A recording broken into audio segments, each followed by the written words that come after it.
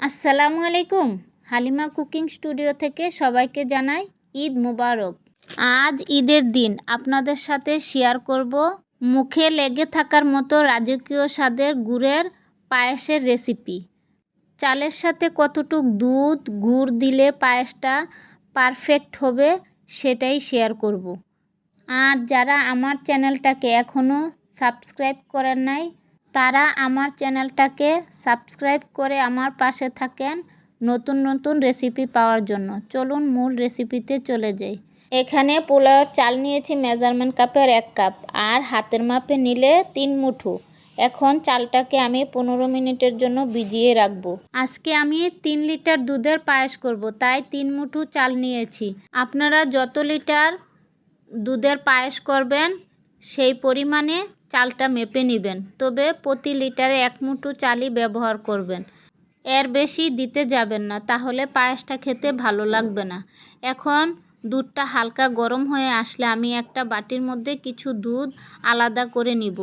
এই দুধের মধ্যে আমি গুঁড়ো দুধ মিশিয়ে নিব। দিয়ে দিলাম মেজারমেন্ট কাপের 1 কাপ গুঁড়ো দুধ। এখন দুধটাকে মিশিয়ে নিব। তবে দুধটা যদি আগে থেকে এভাবে মিশিয়ে নেন তাহলে চাকা চাকা হওয়ার কোনো ভয় থাকে না। আর আপনারা যদি গুঁড়া দুধটা নাও দিতে চান তাহলে কোনো অসুবিধা নেই, কিন্তু গুঁড়া দুধটা দিলে পায়েসটার স্বাদ দ্বিগুণ বেড়ে যায়। তবে চেষ্টা করবেন গুঁড়া দুধটা ব্যবহার করার জন্য।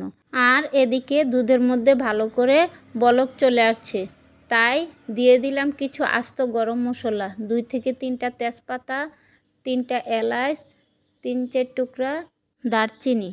আর আপনারা যদি চান যে আস্ত গরম মশলা ব্যবহার করবেন না তাহলে সামান্য একটু এলাচের গুঁড়োও দিতে পারেন।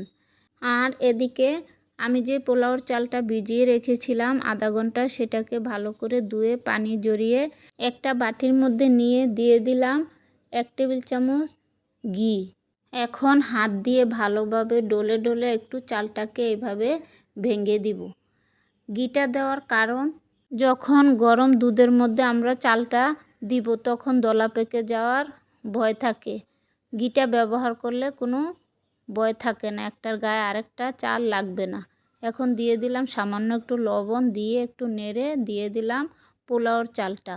এখন চালটা দিয়ে অনবরত নাড়তে থাকবো।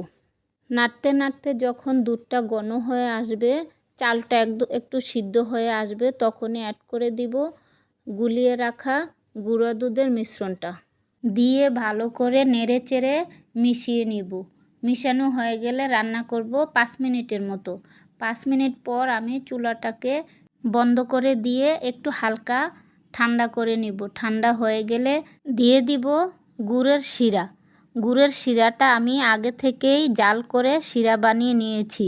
গুড় যদি শিরা বানিয়ে না দেন তাহলে দুধ ছানা ছানা হয়ে যেতে পারে। দুধ ছানা ছানা হয়ে গেলে পায়েসটা খেতে ভালো লাগে না। আর মিষ্টিটা যার যার পছন্দ মতো দিবেন।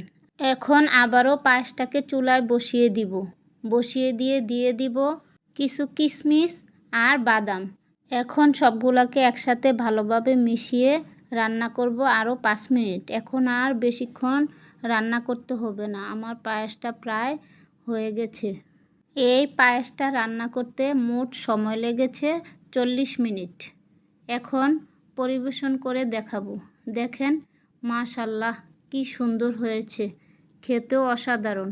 রেসিপিটা যদি একটু ভালো লেগে থাকে তাহলে চ্যানেলটাকে লাইক, কমেন্ট, শেয়ার, সাবস্ক্রাইব করে আমার পাশে থাকবেন। আল্লাহ হাফেজ। আসসালামু আলাইকুম।